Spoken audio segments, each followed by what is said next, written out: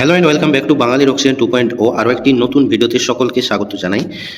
12ই ফেব্রুয়ারি থেকে শুরু হতে চলেছে উচ্চ মাধ্যমিক পরীক্ষা। উচ্চ মাধ্যমিক 2026 সালের পরীক্ষা শুরু হতে চলেছে 12 তারিখ থেকে, এবং এই উচ্চ মাধ্যমিকের 4th সেমিস্টারের যে রাষ্ট্রবিজ্ঞান সাবজেক্ট রয়েছে, এই রাষ্ট্রবিজ্ঞান সাবজেক্টের একটি সাজেশান দিতে চলেছি এই ভিডিওটির মাধ্যমে। তোমরা যারা চ্যানেলে নতুন দর্শক অবশ্যই চ্যানেলটি সাবস্ক্রাইব করে নোটিফিকেশান অন করে রাখো, যাতে পরবর্তী ভিডিওগুলো খুব সহজে পেতে পারো।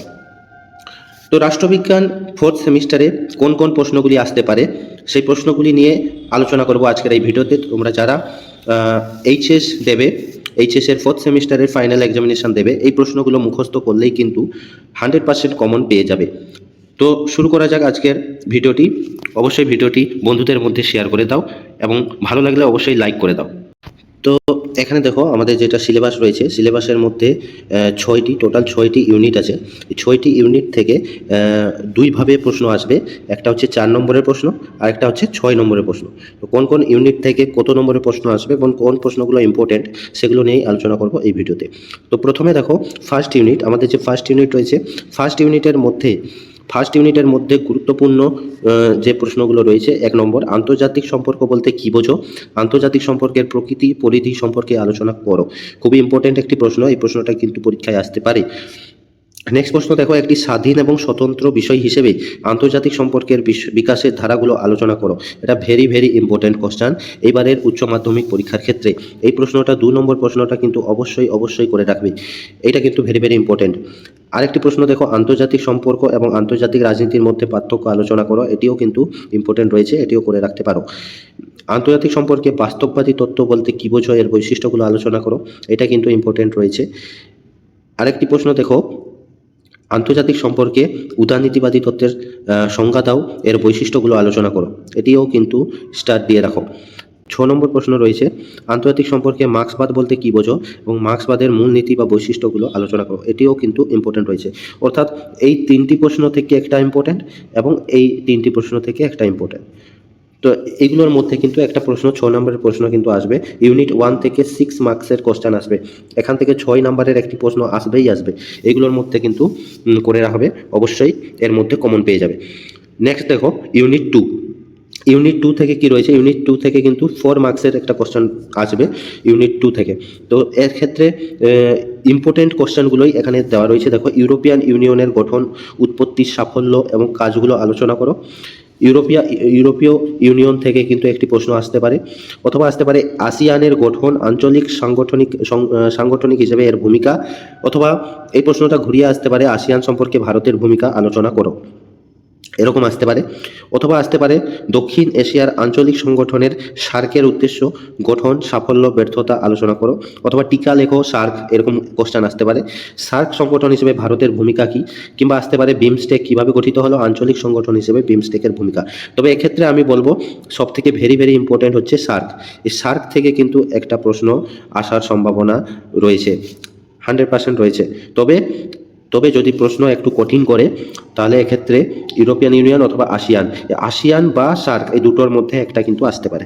দুটো কিন্তু অবশ্যই করে রাখবে। আর বাকি 1 নম্বর এবং 5 নম্বর কোশ্চেনগুলো দেখে রাখতে পারো অবশ্যই।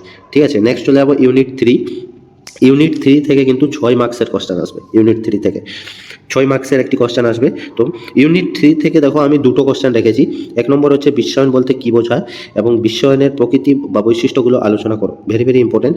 এবং 2 নম্বর রেখেছি, দেখো বিশ্বায়ন বলতে কী বোঝো, বিশ্বায়নের প্রভাব, ইতিবাচক নেতিবাচক দিকগুলো আলোচনা করো, ভেরি ভেরি ইম্পর্টেন্ট। কিন্তু এই দুটো প্রশ্নের মধ্যে একটি অবশ্যই আসবে, 100%। এই দুটোর মধ্যে একটি প্রশ্ন কিন্তু আসছে 6 নম্বরের। ঠিক আছে, এই দুটোর মধ্যে একটা আসবে, দুটোই করে রাখবে। এরপর দেখো ইউনিট 4 থেকেও কিন্তু 6 মার্কসের কোশ্চেন আসবে। এক্ষেত্রে আমি 5টি প্রশ্ন রেখেছি, 5টি কিন্তু করে রাখবে। যেটা রয়েছে সেন্ট্রাল গভর্নমেন্ট থেকে প্রধানমন্ত্রী এবং রাষ্ট্রপতির ক্ষমতা কার্যাবলী, এবং এগুলো হচ্ছে শাসন বিভাগ থেকে দুটো দিয়েছি, এবং আইন বিভাগ থেকে আসতে পারে পার্লামেন্টের, লোকসভা রাজ্যসভার পারস্পরিক সম্পর্ক, অথবা এখানে দিতে পারে পার্লামেন্টের গঠন এবং কার্যাবলী, সেক্ষেত্রে লোকসভা রাজ্যসভা দুটোরই গঠন কার্যাবলী করতে পারে, ওটা করে রাখবে। এবং বিচার বিভাগ থেকে হাইকোর্ট এবং সুপ্রিম কোর্ট দুটোই করে রাখবে, কারণ তোমাদের নতুন সিলেবাস, সেমিস্টার সিস্টেম রয়েছে, নতুন সিলেবাসেই কিন্তু দুটোর মধ্যে একটা আসতে পারে। এরপর চলে যাবো ইউনিট 5 থেকে আমি 4টি প্রশ্ন রেখেছি, ভেরি ভেরি ইম্পর্টেন্ট। ইউনিট 5 থেকে 4 মার্কসের কোশ্চেন আসবে। যেখানে খুবই ইম্পর্টেন্ট হচ্ছে চিপকো আন্দোলন। এই দুটোকে মিলিয়ে আসতে পারে টিকা লেখো চিপকো আন্দোলন, অথবা এরকম প্রশ্ন ভেঙে আসতে পারে চিপকো আন্দোলনের পটভূমি বা কারণ, বৈশিষ্ট্য, প্রকৃতি ও ফলাফল আলোচনা করো, অথবা আসতে পারে চিপকো আন্দোলনের গুরুত্ব বা প্রভাব, অথবা সমালোচনামূলক আলোচনা করো। এরকমভাবে কোশ্চেন আসতে পারে। এবং আসতে পারে কি নর্মদা বাঁচাও আন্দোলন কি, নর্মদা বাঁচাও আন্দোলনের কারণ, বৈশিষ্ট্য এবং সমালোচনামূলক আলোচনা। ওকে, আরেকটি প্রশ্ন ইম্পর্টেন্ট মনে হলো আমার, ভারতে নাগরিক আন্দোলনের গুরুত্ব অথবা বৈশিষ্ট্য, অথবা গণতন্ত্রকে শক্তিশালী করতে নাগরিক আন্দোলনের গুরুত্ব। মানে এই কোশ্চেনটাই একই কোশ্চেনটা ঘুরিয়ে আসতে পারে এইভাবে। নেক্সট চলে যাব ইউনিট 6। ইউনিট 6 থেকেও কিন্তু 4 মার্কসের কোশ্চেন আসবে, মানে 4 মার্কের একটি কোশ্চেন আসবে। তো এক্ষেত্রে ইম্পর্টেন্ট আমার মনে হলো এই 1 নম্বর প্রশ্নটা, ভারতের সংবিধান সংশোধন পদ্ধতি বা 368 নম্বর ধারা আলোচনা করো। এবং আসতে পারে দেখো পঞ্চায়েতের যে পশ্চিমবঙ্গের যে গ্রাম পঞ্চায়েত রয়েছে, গ্রাম পঞ্চায়েতের গঠন কার্যাবলী আসতে পারে, অথবা পৌরসভার গঠন কার্যাবলী আসতে পারে। আরেকটি ইম্পর্টেন্ট মনে হচ্ছে যেটা, যে 73 এবং 74তম সংবিধান সংশোধনী, এদের সম্পর্কে আলোচনা করো, এরকম কোনো কোশ্চেন আসতে পারে। অথবা খুবই ইম্পর্টেন্ট একটা নতুন টপিক যেটা আমাদের জনস্বার্থ মামলা সম্পর্কে একটি টিকা লেখো, 4 মার্কসের কিন্তু একটা কোশ্চেন আসতে পারে। অথবা জেলা পরিষদ বা পঞ্চায়েত সমিতির গঠন কার্যাবলী যদি দিতে পারে।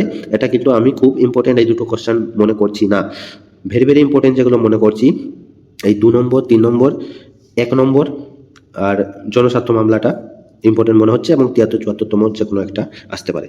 তো এই ছিল আমাদের ভিডিও, এবং আমাদের যে রাষ্ট্রবিজ্ঞান উচ্চ মাধ্যমিক যে রাষ্ট্রবিজ্ঞান সাবজেক্টটি রয়েছে, রাষ্ট্রবিজ্ঞানের এই প্রশ্নগুলো করলে কিন্তু 100% কমন পেয়ে যেতে পারো, 100% কমন পাবে। তো এই প্রশ্নগুলো রেডি করো, আর হাতে মাত্র কটা দিন রয়েছে, এই কয়েকদিনের মধ্যে কিন্তু এই প্রশ্নগুলো রিভিশন দিয়ে নাও।